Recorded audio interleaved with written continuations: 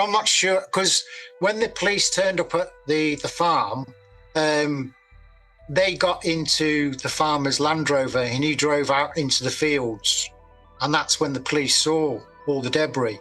And they then radioed through, look, we need help. We don't know what this is. We think there's an aircraft that's come down. There was no reports of an aircraft crashing. Not military, not private, not commercial, no nothing. So they were stumped. So that's when they called in the military saying, look, is this one of yours? Right. And then they came in, more personnel turned up, trucks turned up, they bagged everything, put it in the back of the truck, and they was gone by morning.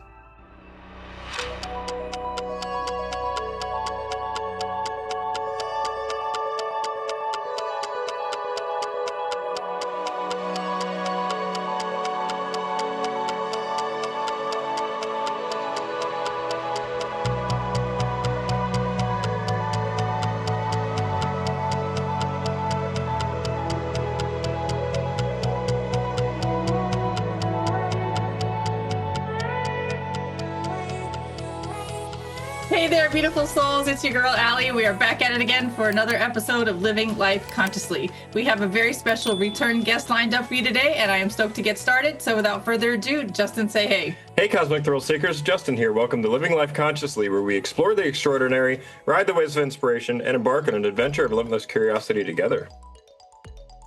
Chris, would you like to say hi? Hi, beautiful people. Yeah, I'm glad to be back. Got some really interesting stuff I want to tell you this time.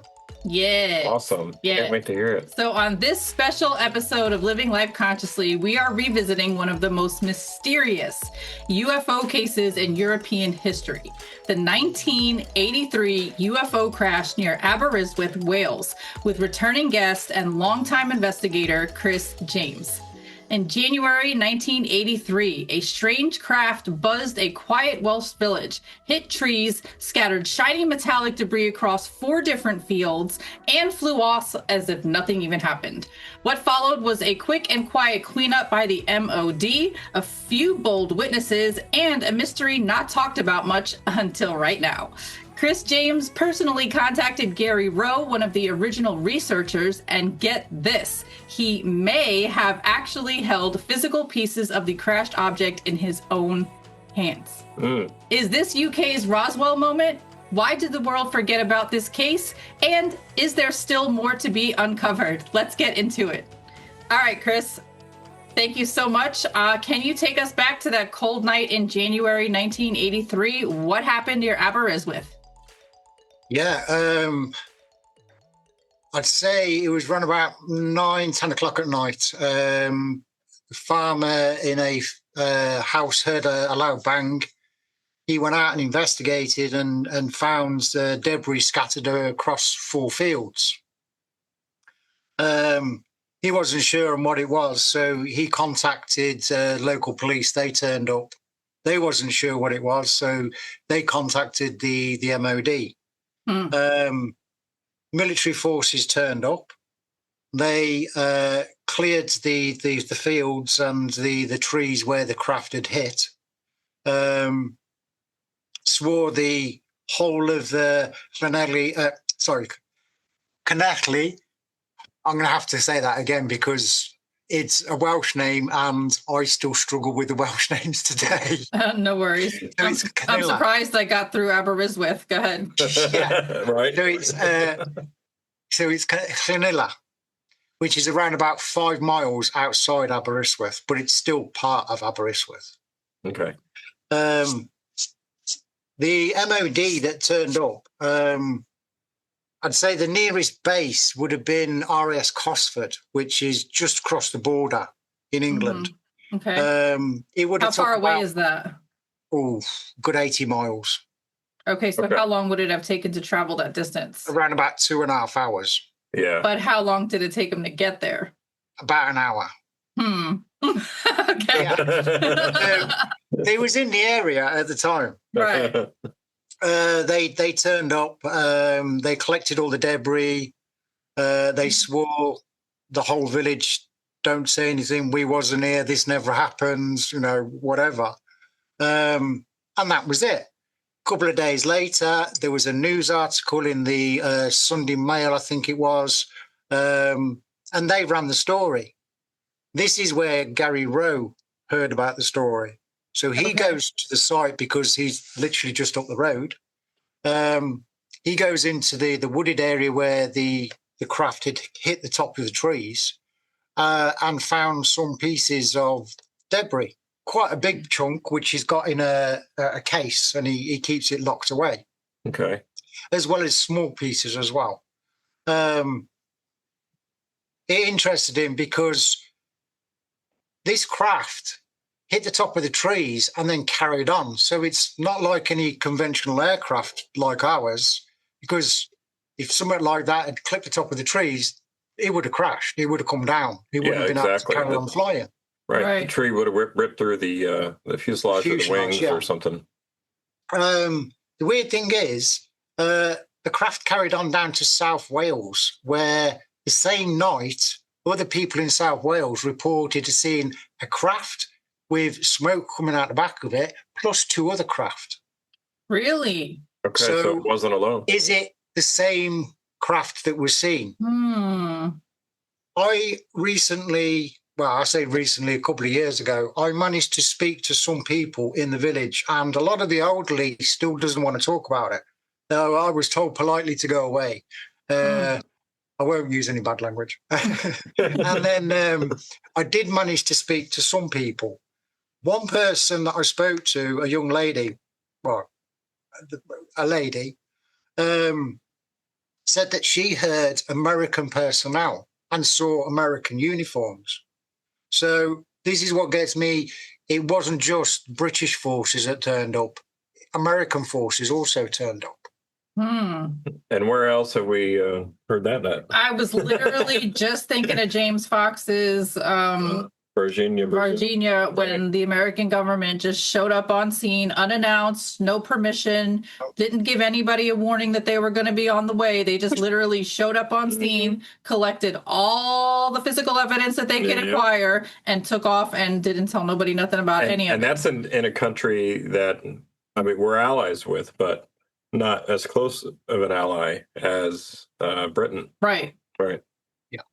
Well, RAF Cosford at the time was a joint base between the MOD and the American military. Okay. So that explains. RAF Cosford is quite a famous place. It's now mainly a museum.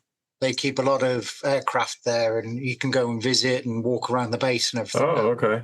But at the time, it was a joint military base. There was also another case to do with Cosford where triangle craft was seen over the base. I think that was 92, 93, something like that. So it has got quite a history behind the base. It was also a World War II base. Okay. Base. So they kept a lot of aircraft there, Spitfires, things like that. So going back to the night of the incident, which was January 1983, the farmer, he didn't know what this material was. It was shiny.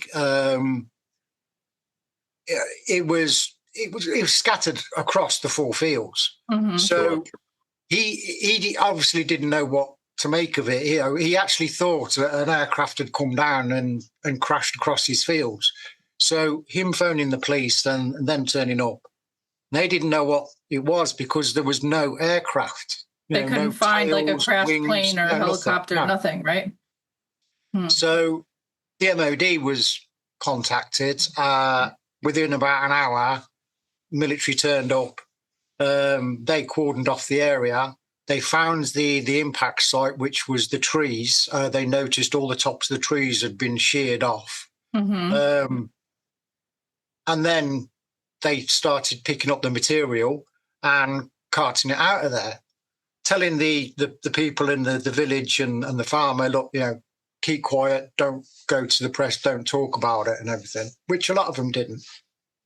Yeah. And then Gary gets involved, and he managed to find a large piece. Now, the large piece that he's got, on one side, it looks like it's green paint, but it's not paint. They still got to get it tested. I am actually going to get in contact with him and see if I can have a piece of the green so I can get it tested as well. Yeah. He kept all the pieces, and for insurance purposes, he put a little piece in each of the key rings and gave instruction. He gave all these key rings, or was going to give out the key rings. And it was the reason why is because he had a visit from two guys in grey suits, not black, not men in black. I was just going to say, not Men in Black. Men Okay. in Grey. Men in grey. The UK version. Yeah. Yeah. The UK version is Men in Grey. So this is the key ring that's got a little chunk of the actual piece of metal. Right. So hold on. I feel like I need to summarize. So Gary, all right. So this crash happens, shears off the top of the trees, leaves debris across 4 different fields, takes off, keeps going, is seen further south in a different location by other people same night, right? Okay. Yeah. And then MOD shows up to the crash site, collects everything, or they think that they collect everything. Is that right? They think they collect everything. Now, the part that gets me about this story is not only did they walk around these 4 fields and collect everything in sight that they thought that they found, but they also took out the forest too. Like they didn't leave the forest alone. They like deforested that entire area, which as far as to my knowledge, that's not normal protocol. Am I right? No, it's not because there is the Forestry Commission. When they take down diseased trees, they take all the logs with them, so the logs can't infect any other trees in the area. Yeah, they're removed from the site. But these trees was cut down and just left in situ. But they told the people the trees was cut down because they was diseased. That's not right. So they cut them down and then just left them there? So basically, they were probably trying to search the top of them for any other material.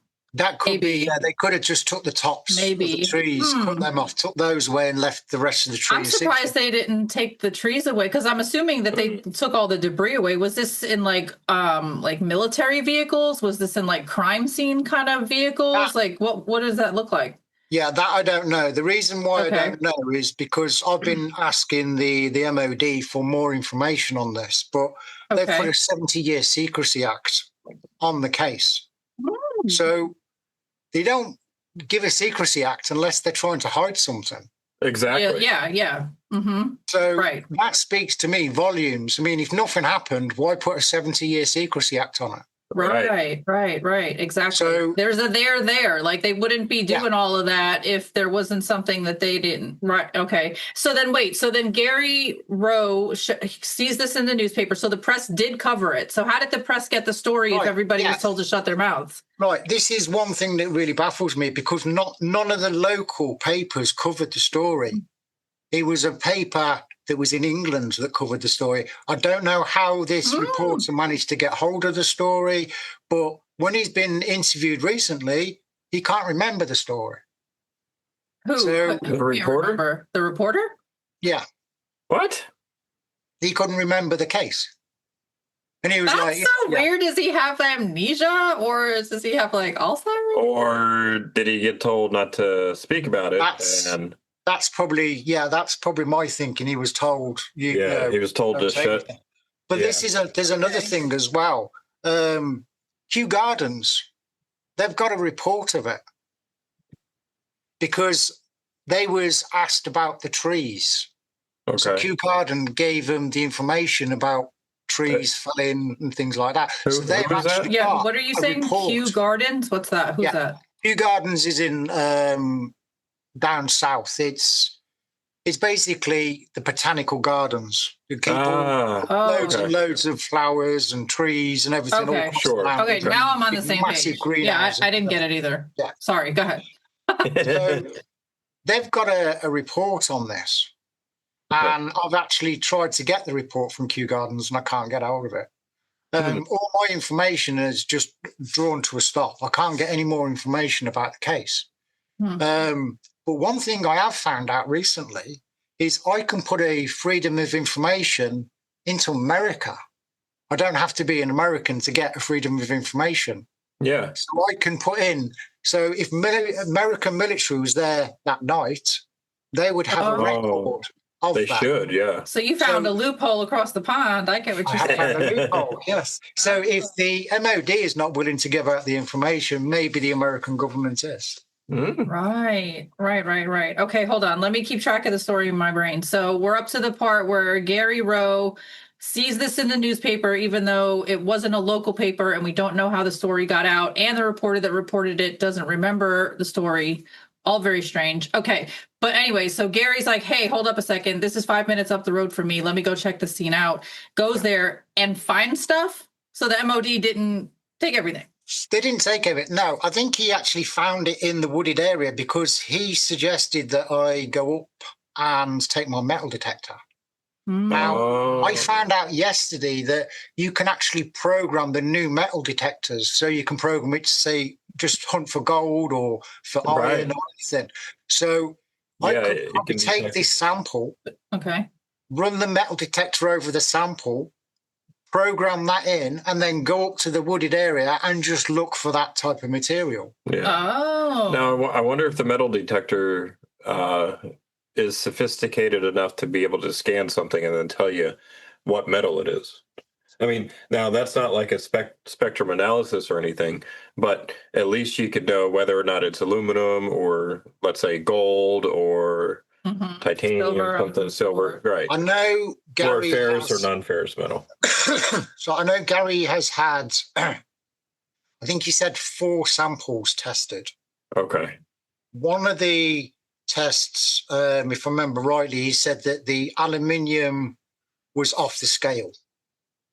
It was really, really pure. We also found out as well that back in 1983, we didn't have metal detectors that you could program to search for certain things. So the military was probably only looking for larger pieces and missed a lot of the smaller pieces. Right. Because they wouldn't have had metal detectors to look for that type of material. Sure. So I'm going to be going back up to the wood or that wooded area with permission, and I'm going to be going over that and see if I can find any more of them. Wow, that would be really cool. Yeah. And, I feel like it's important to note that airplanes are not built out of pure aluminum. No. The aluminum that is in aircraft structures is an alloy. It's mixed with other metals. So for that sample to come back, is mostly aluminum. I mean, that's, to me, that means that it's probably not an aircraft constructed within the last 50 to 60 years. Okay. Well, I think it was an interesting aspect I didn't know about. Okay. Well, I know that the Blackbird that was mostly titanium. That was mostly titanium, and the titanium actually came from Russia because they duped the Russians into giving them the titanium. They didn't know what it was for, and then they built the plane out of it. So back then they wasn't using aluminium; they was using titanium. Well, in the Blackbird, yeah. And then aluminium, but also the metal has got like a honeycomb shape to it. You can see in one of the pictures, it's got like a honeycomb surface. And then there's also in one of the other pictures, you can see it looks like a solid piece of aluminium, but it's all honeycomb. Now, I found out that back in the 80s, we couldn't make honeycombs that thin, the walls of the honeycomb. We was also using an epoxy. We wasn't using metal. And we're still using epoxy today because it's lighter. But the walls of it are normally 3 to 5 mil thick. Well, the sample, it's wafer thin. Okay. So again, not something like common to how humans would do it, in other words. Yeah, but I mean, but we didn't we didn't make that type of honeycomb. Right. And I don't even know if we're still doing the honeycomb stuff today. We are. I know we're doing it in for like wings and things like that. But again, we're still using like an epoxy resin that's put into a mold to get the shape and everything. And then it's sandwiched between the aluminium plates. But we weren't able to build, to make it with wafer thin walls of the honeycomb. So, yeah. And also, I think on one of the samples, it looks like layers of metal, thin layers of metal, different layers. And I was told that each layer works with the next layer above it or below it. Like it would be like a negative and a positive. Right.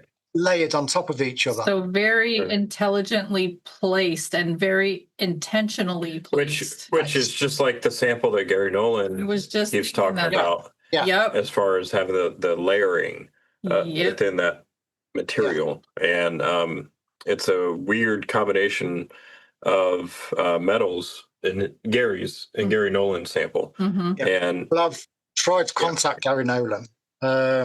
He's difficult to get in contact with him. Oh, I'm sure. Yeah, I'm sure.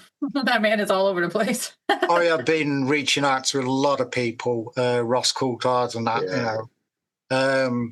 I sent one sample today. I posted it today down to the Isle of Wight. A good friend of mine, he works for the government, shall I say. Okay. And I'm not going to be giving out any detailed names, addresses of like, you know, foundries or anything. No, please don't. He said that he'll do this because he's interested in finding out what it is as well. And we was on the phone for a good 2 hours yesterday, the other day, just talking about it. So I posted it off today.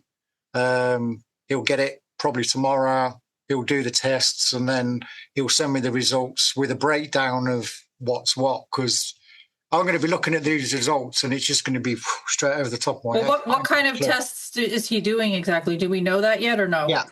He's going to be doing spectrum analyzing. Okay. And then he also puts it into a machine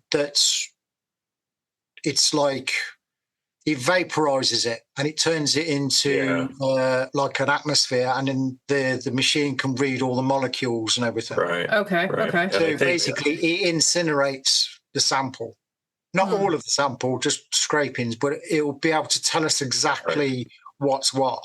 Okay. So we're gonna have to stay tuned for those results. It'll tell you. I believe it'll also tell you.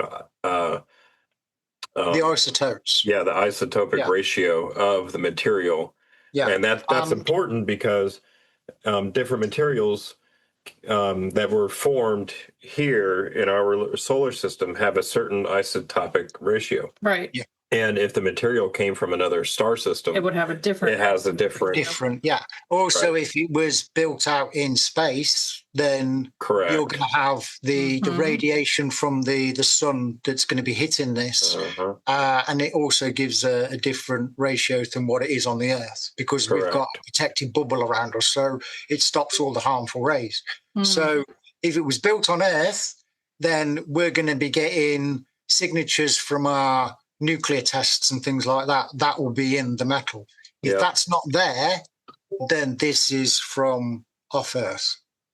So how long do we? All right. So basically, I'm feeling the need to say that, like, we need to make sure, because you said you shipped it off yesterday, so we need to make sure it arrives, because I remember hearing stories of like people shipping materials from, A to B, and in the middle, some guy shows up at a post office, and then all of a sudden that box that makes it to the destination is empty because somebody intercepted it in the middle and removed the material. Yeah. So, Chris, let's get back to those key rings and get back to the story, because I'm trying to keep track of all this. So basically, Gary Rowe sees it in the paper, drives up to the site. Even after the MOD was there, took everything, supposedly cut all the trees down, he was still able to find some stuff. And then, the trees, they came in and cleared out everything, but the trees stayed there. They was cut down a couple of days later. And Gary showed up before the trees were cut. Yeah.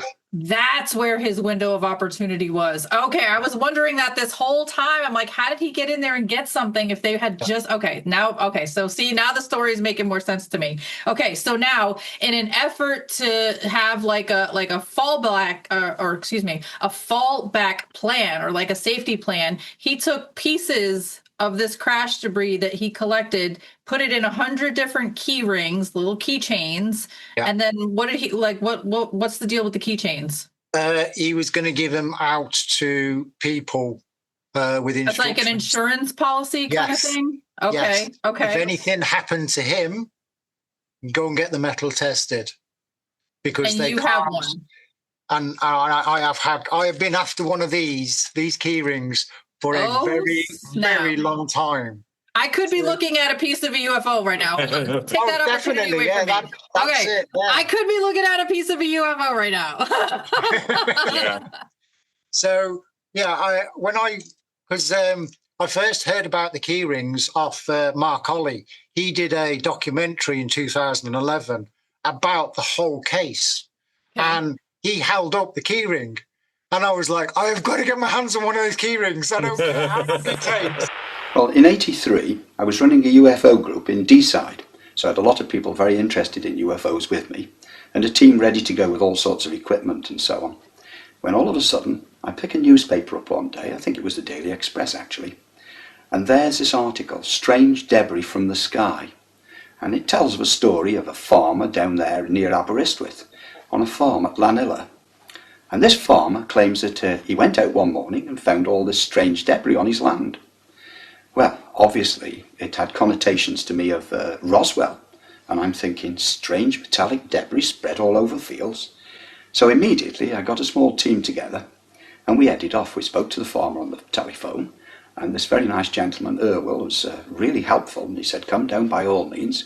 And we did, and when we went down there, he led us out from the farm, and he took us out across these fields, and he said, here before me in the morning, spread out over 4 fields, was metal fragments, metal plate, all convex shaped and glistening metal foil all over the place, spread over an entire 4-field area. Obviously, when I got there was no metal because, as he explained, that morning he got up and found the fragments and immediately rang the police, suspecting that he'd had a plane crash on his land. The police arrived, and duly they walk around and they examine the fields, and obviously they can't be of a lot of help. They recognise that there's this metal foil there, so they contact the crash retrieval, RAF crash retrieval. Gentlemen arrive from that, and they walk over the land hearing the same story and examining this material and saying to each other, gosh, this isn't an aeroplane, we don't really know what it is. So they leave all this evidence in place, and much later that same day, there's arrival of people from the Ministry of Defence. Now, there are plainclothes people here directing uniformed officers. They've got all sorts of equipment, and in the words of Mr. Irwell himself, he said, it's like a scene here from James Bond. They've got lights all over the place, it's barricaded off, and they're out there collecting these pieces of material. Well, by the next morning, when Irwell got up to see to his lambs and so on, he went out there and it was gone. Every piece of metal, and the MOD, completely gone. Much later, we arrived as a team to investigate. Obviously, they hadn't left a fragment anywhere. We searched the fields, we were unable to find any of it at all. In fact, the 3 people that were with me were really despairing in the end. You can imagine how excited we were, the chance of finding some of this debris. So I said to my colleagues, I said, there's no way, I don't care how good they are, the MOD and what they used, it would be very, very difficult to clear the forest that adjoined the land. So we set off amongst the branches and the trees and so on, and it wasn't long before we started to find strange fragments of this metal. And we recovered a number of pieces of this. You could see clearly where to look because there was a line right through the top of this wood or this forest, if you like, where all the treetops had been sheared off, probably to a width of about 20 odd feet. And all the tops of these trees were scattered straight in a line right across this field. So it was easy to find where we needed to look. And we came away with this material.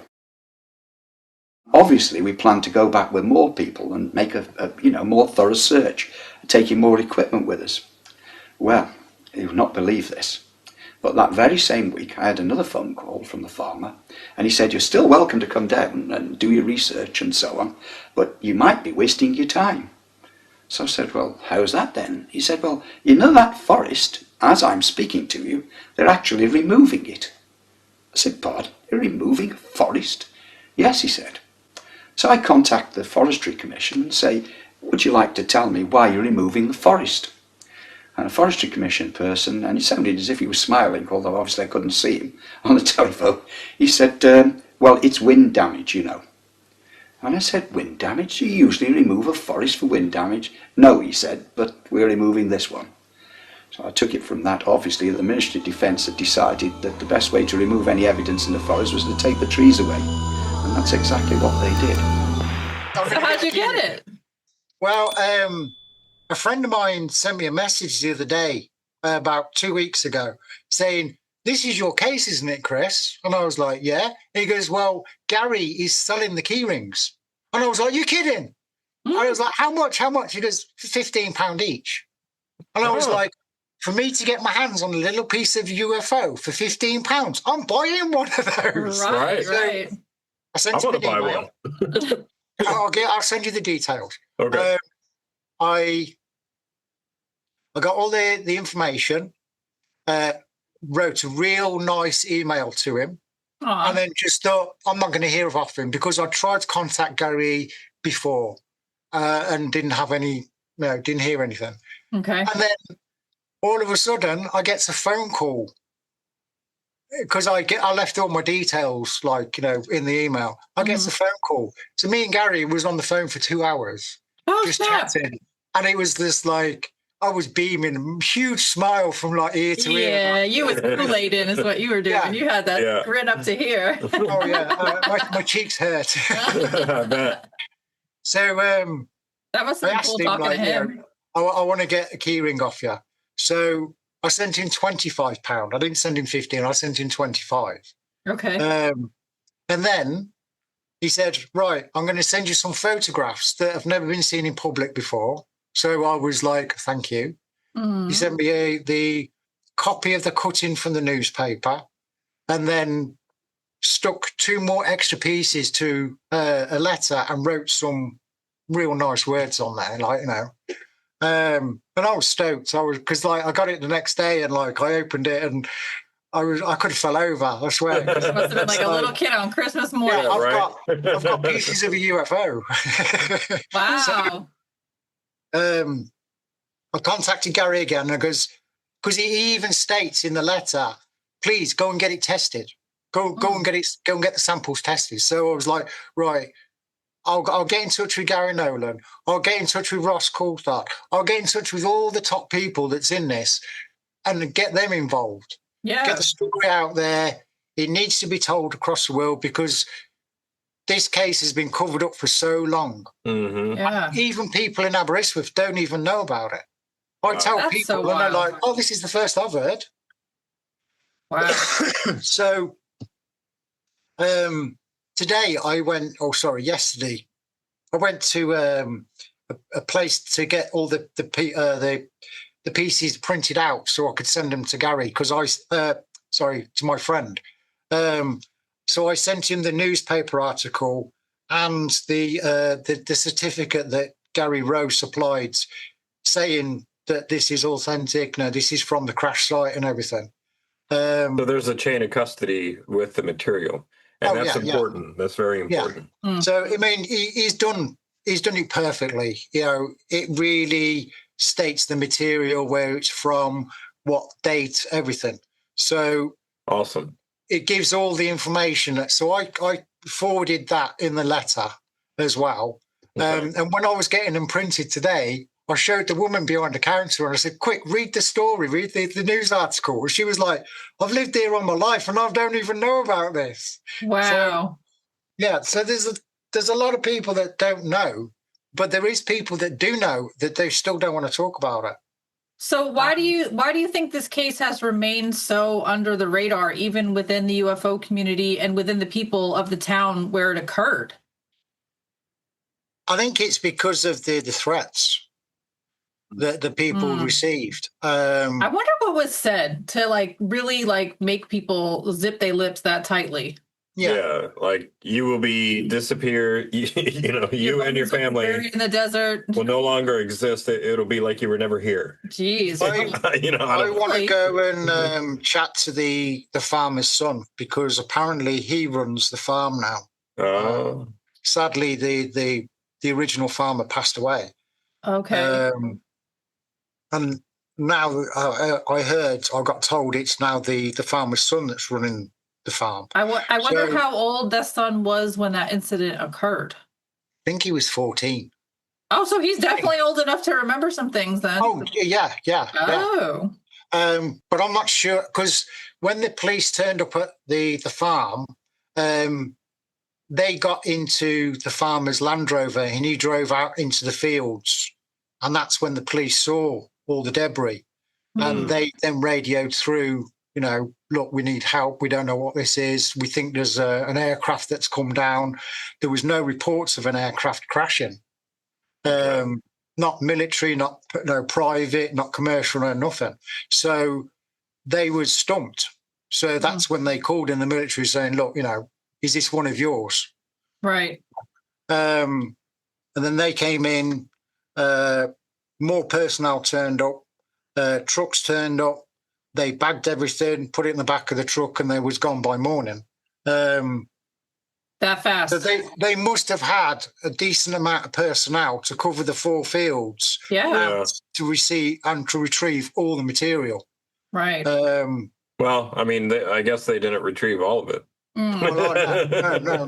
But you see, I don't think there was, because they managed to find the location of the crash itself, like the where it came down on the trees. Yeah. But at the time, I think they was concentrating on the 4 fields. It was only after they backtracked that they realised that it hit the top of the trees. They probably realised that last. Yeah, so they would have gone from where the material ends and then started moving backwards and then clearing it up that way. There is going to be more debris across those fields, like in hedgerows or in little gullies and ditches and whatever. Right. So I'd like to go over the whole land with a metal detector and oh my God. Could you imagine if you got a piece like the size of a chunk? Yeah. The fucking steering wheel. Sorry, I didn't mean to interrupt you. Sorry. No, that would be really, really cool if I could get my hands on that type of piece. So you're going to go back there with that special metal detector that's programmable and see if you could find some stuff that has been sitting there this whole time. I've got a metal detector, but I don't know if it's programmable. Okay. You can turn up the settings, so you can turn it up so it can pick up like iron and things like that. But I'm not sure if it's like literally programmable, and because I haven't used it for years. Okay. I used to just use it in like the fields to see if I can find a bit of Welsh gold and that, which you're not allowed to take. Okay. I've tried panning in the rivers and got into trouble. So. Oh really? Yeah. You're not allowed to keep the gold. It's why? Belongs to Wales. Oh. So you find anything, you've got to hand it in straight away.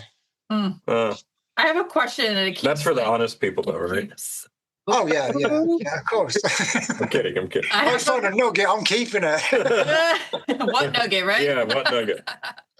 All right, so I have a question that keeps like floating around to the front of my brain because I'm thinking about the crash in Aberystwyth where it clipped the top of the trees, dropped some debris from the fuselage that broke apart, and then kept going. So my question is, how far away is that other location that was also had a sighting that same night? Like, how far away is that in miles? And then, like, what did they report seeing in that location? Like, how far away was it, and in terms of miles? And then how like long afterwards in terms of minutes did it happen? You know what I'm saying? Like, give me the timeline of the trees getting clipped and then this other sighting somewhere else. How far away and how long ago? Do you understand what I'm saying? It was pretty quick because it happened around about 9, say 9:30, 10 o'clock here. And then the report was logged at about 11 o'clock down in South Wales, which is about 60 miles from where I live.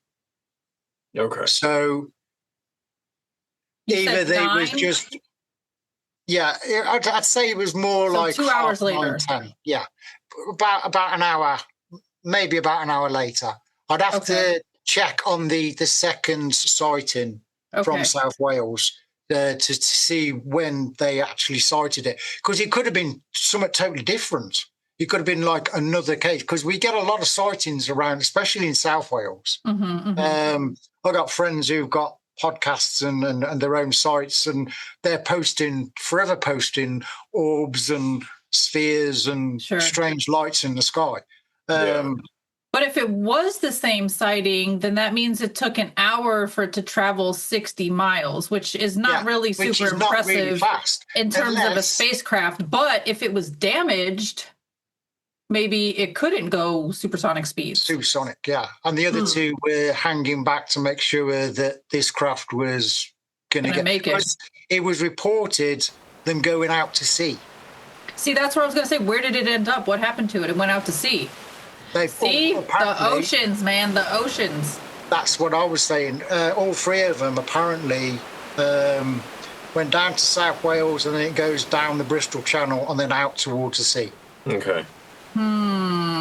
So, suspicious. Right? It's suspicious. I want to make like a map. Like I have like a visual learner brain, so like I need to see things. Is that in that same area as what? As when you were on the fishing boat or your fishing boat? No, that was that's different area. North Sea, that was. Okay. Yeah. Okay. That's on the northeast coast. Okay. Yeah. All right. So how did this investigation impact you personally? Like, did it shift your beliefs or open any new doors for you in terms of this investigation?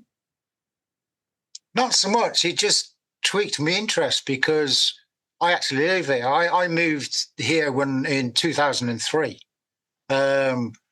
Living in Grimsby, the fishing industry was folded. There was hardly any work about. I was out of work at the time. And then my mum and dad was like, look, come down to Aberystwyth, change scenery and everything, pack up, come down. So I did. I moved down here, found work in hotels and things like that. And then I heard about the case. And at first, I didn't follow up on it. I just heard about it and thought, oh, yeah, that's interesting, I'll just add it to the list of, I'll get round to it. And then I heard more and more about it. And then in 2011, Mark Ollie, he did his story about it. And that just sort of ignited it again. But I'd already been looking into the case. It was already on your radar, but the Mark Ollie presentation is what really sparked the fire for you. Yeah. It was just like, well, somebody else is now talking about it. Do you know this guy, Mark Ollie? Do you know him? We've spoken. He does a lot of documentaries and ghost stuff. He'll cover anything paranormal. He's a really good guy. Really good guy. Cool. What would you say to skeptics who dismiss the case due to lack of mainstream coverage? Look at the evidence. Why put a 70-year secrecy act on something if it's all bull? You know what I mean? You don't do that unless something happened. So to all the skeptics, just do your own investigation. Go and look at the evidence. And if you can't look at the evidence, then ask people that's looked into the case, like the SUFON, which is the Swansea UFO network. They covered the case as well.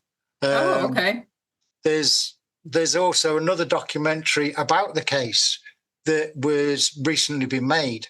Mark Ollie was going to redo the documentary, and he turned around and he goes, "Would you like to be in production?" And I was like, "Yes," because of all the information that we've collected. There's also Philip Mantle. He's covered the case. He's wrote books about it and everything as well. So it is out there. all the story, and it isn't just me that's covered it. There is other people that have covered it as well. So skeptics, I've got no time for them. You know, go and do your own investigation. Look at the evidence yourself. Right. So does Gary still have more of those key rings available if they're available for sale? Like, does he have a website? Tell people about that part. Yeah, I think he has got some key rings left. How do you get them? Like, does he have a website? Yeah, I will sort out the website for you. And cool. And if you can't get in touch with Gary, then get in touch with me, and then I can phone Gary and ask him for more samples, and I'll just send him more money that way. Okay. So how awesome would it be to get the results back and to have it show something anomalous? Right. You know, it'd be that would be amazing. Well, yeah, it would put basically the icing on the cake, because the government then can't argue that nothing happens. There was nothing there. So if there's nothing there, why have we got strange material in a location? Right. Why do we have a 70-year secrecy? You know. Yeah. So why go through the hassle of doing that if there isn't something to it? Interested in Chris exploring this loophole with the American FOIA requests, because if there was Americans involved in the situation, then that don't apply. So he could get some information. I got in touch with what's his bloody name? Nick Pope. I sent him an email. Yeah. I sent him an email, and I asked him if he could give me any information, because he would have been working at the MOD at that time. Oh, what did he say? In the email, he politely said, look, he couldn't give me any information about the case. He worked on a lot of cases. He couldn't just, off the top of his head, think about it. He let me down gently and nicely. Right. Okay. Yeah, I remember you telling us that on the previous. I was glad that I actually got a response. Yeah, it's nice that he replied at all. Yeah, that's cool. Yeah. So I've got a lot of respect for Nick. And I will be sending in all the information that I've got to Nick and ask him, look, can you try and think about this case and see what you can remember? I really want to get this on Ross Coulthart and Gary Nolan's radar too. Like, that would be cool. Let's blow this case open. I've messaged them both on X. Okay.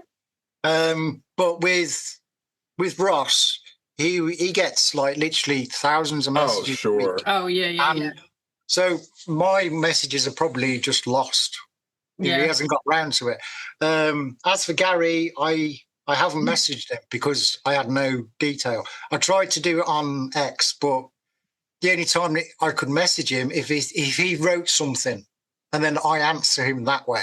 Right. There's no direct message like what I did with Ross. Right. There's a couple of others that I messaged and asked for help, and I haven't heard anything off them. So I was just fortunate that the person that I've sent this material to, I've been chatting to for quite some time. We're friends. And then he mentioned, like, look, I can get this tested for you because I work in a facility that have got the equipment. You get me the sample, send it out, I'll get it tested. And I was like, are you kidding me? Because normally these organizations would charge you money to go through use the equipment. And a lot of money. A lot. So I'm not being charged, that's great. Fantastic, So I'm envisioning getting the results back and them showing something anomalous, and then we can take the results of that test and go to Gary Nolan. Yeah. And say, look, there's chain of custody with this material. We already have a preliminary spectrum analysis that shows that something interesting is here. Would you be willing to take a serious look at this? That'd be awesome. Well, very cool. The only piece is now that I've got left is this little piece here. Okay.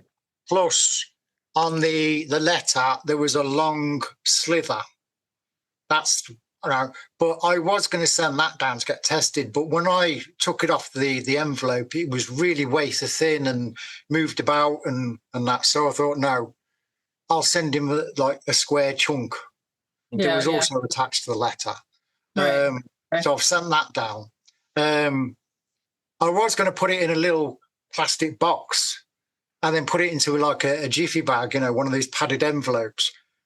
And my friend turned around and he goes, I wouldn't, because I said I was going to send it recorded delivery. So he has to sign for it. Yeah. And he goes, I wouldn't, because you get scrupulous people in, delivery companies that if it's a recorded delivery, that means there's something valuable in there and then it won't get to its destination.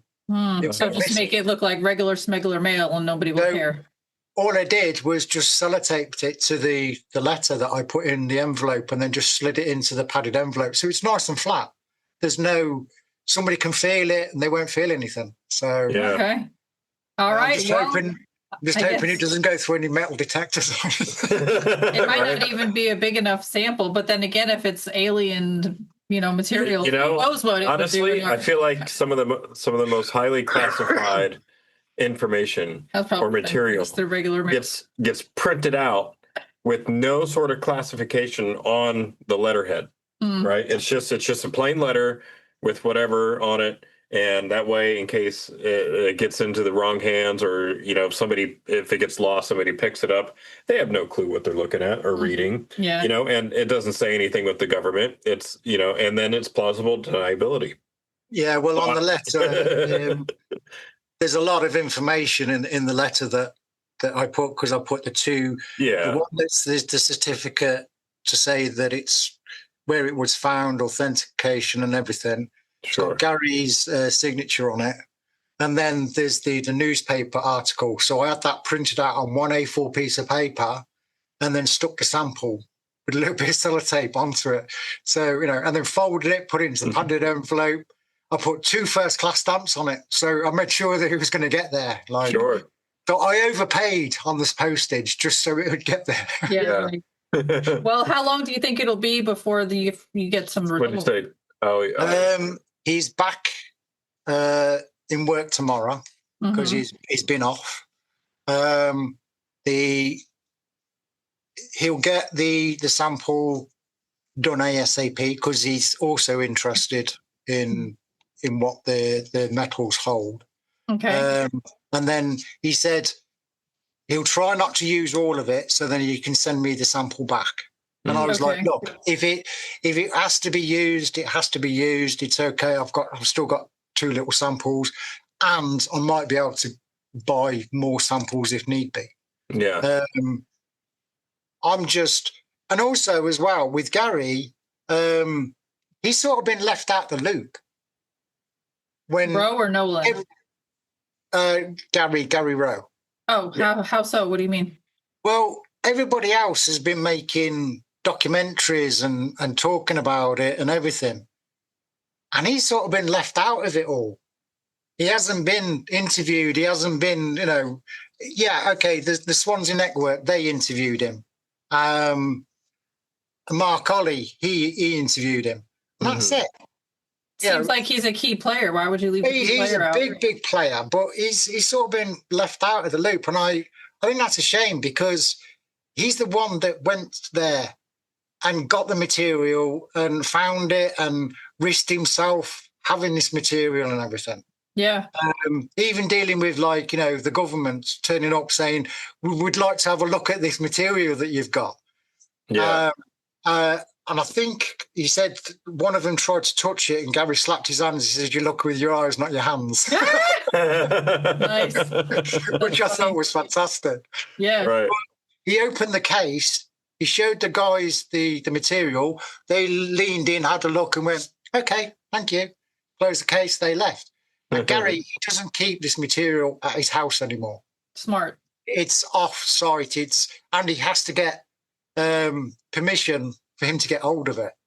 So the person has to go in and get it and then hand it back over to Gary, which I think is great, because you don't know who you can trust nowadays. So right. you don't know who's in sheep's clothing and pretending to be somebody that they're not. Yeah, exactly. So since you said you're upset that he's like being left out, do you think Gary would be willing to talk to people like today? Like, do you think he'd like be willing to have a conversation about it, or? Yeah, I asked Gary if he would do an interview on our show that we do on the Paranormal Coffee Lounge. With Terry Brown, and he said, I think he's 86 now. He looks after his wife. He works as well. He works hard, so he hasn't really got much time to do these interviews and that. But I reckon we'd have probably a bit of sway, even if like I went up to where he lives and interviewed him at his house, which would probably feel a bit more comfortable for him that way.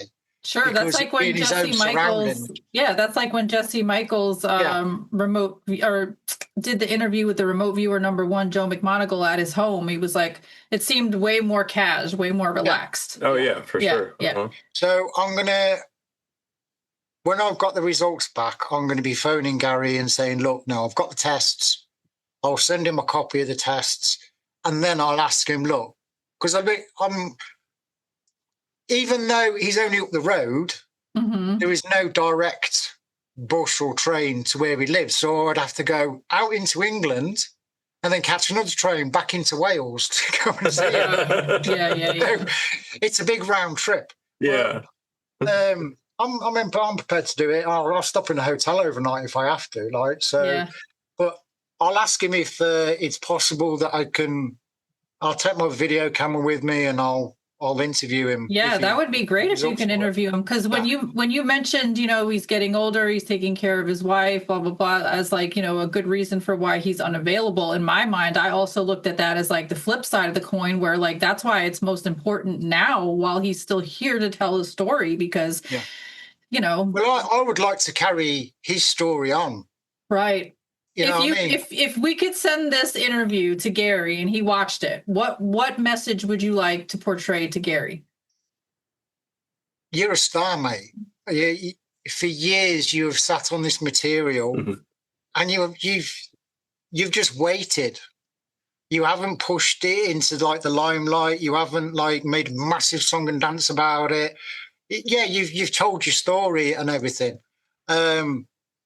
And I just think he's a legend. I really do. And I've got a lot of respect for Gary. Tons of respect for him. And I would like to carry the torch for him. If he can't do it now because of circumstances, I'll do it. I know. And he will get the recognition that he deserves, because he's been kept out of the loop over these years. He hasn't been... So I just think he's great. That's great. Well, Gary, if you are watching this, hi, nice to meet you. Thanks for letting us talk about this story. And Chris has already filled out his apprentice application, so please consider it for review. He's my mentor. So if you want to go on the Paranormal Coffee Lounge, that would be great. Or if you want to come on our show, that's cool too, whichever. I'd love you two to interview him. That'd be great. We would love to talk to him. Because leave it with me. I'll ask him. I'll see what he says. But for our audience also, they're going to be excited to stay tuned to hear what these results are, because we don't have them yet. Yeah. Well, I have been like all over Discord, YouTube, Facebook, and I've told everybody that I'm getting these tests done and that. And look, it's like what Gary said. We don't know. And also my friend who's getting it tested, he said, look, it could be that these samples are nothing. Right. But at the end of the day, we'll know exactly what it is, if it's A or if it's B. Right. And I'm not promising that, this is great, this is UFO out of space and everything. Until we have had the results, we don't really know what this material is. Right. So if it comes out that it's just a secret aircraft that the MOD was working on that came down, hit some trees, and then that crossed my mind, managed to fly off again. The green paint is what made me think that. Yeah. Sorry, go ahead.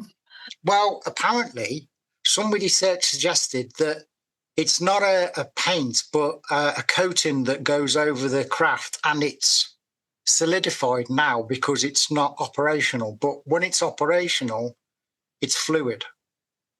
Really? Whoa. That's interesting. That's And I was like, interesting. that's really interesting. Now I was like, where'd you get this idea from? And he said, oh, it's from another craft that we reported on.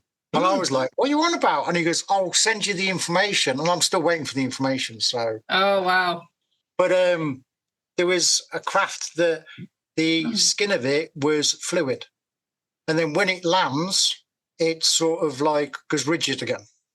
Maybe that explains why when people see sightings, that looks like the thing is moving. Like there's like an aura of like flowy lava-y movement that looks. Wow, this is super interesting. I'm glad that we got a chance to talk about this again, you guys. Yeah, me too. Very cool. Chris, thank you so much for coming on and sharing the story with us. And I definitely look forward to bringing you back when we have these results to evaluate. I will keep you posted. As soon as I get the results, I will message you straight away. Sounds good. I'll probably be if it turns out to be what I think it is, then I wouldn't even have to message you because the screams you're going to be able to hear. We'll be able to hear you from across the pond, right? You know what I mean? All right. Yeah. Thank you guys so much. I definitely appreciate everybody's time. Thank you, Chris. Thank you, Justin. Thank you to our audience that's sticking around. Please do us a favor and smash that like button. Click subscribe. Ring our little notification bell. Drop a lovely comment down below and share this video with your family and friends to help us spread the good word. All right. You ready to do our little 3-piece closer with us, Chris? All right, here we go. Ready? Much love. Love. Peace. Peace. And namaste.